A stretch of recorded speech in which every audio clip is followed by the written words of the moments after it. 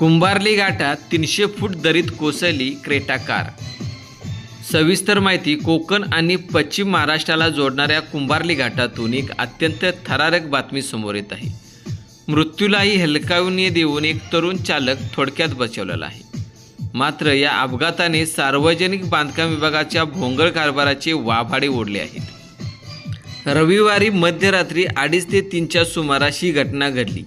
चिपळूणहून सांगलीच्या दिशेने जाणारी black Creta MH43 CE 8899 Kumbharli घाटात आले असता संरक्षण कठडा नसल्यामुळे थेट 300 फूट दरीत कोसळली। या गाडीचे चालक अब्दुल्ला सलीम साबळे यांनी प्रसंगावधान राखत गाडी दरीत कोसळण्यापूर्वीच बाहेर उडी मारली। गाडीचा अक्षरशः चक्काचुरा झाला आहे, पण सुदैवाने अब्दुल्ला यांचा जीव वाचला आहे। हे केवळ नशीबच म्हणावे लागेल।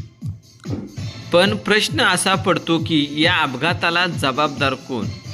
गेल्या काही दिवसात याच ठिकाणी 2 ते 3 अपघात झाले आहेत। घाटात संरक्षण कट्टे का बांधले जात नाहीत?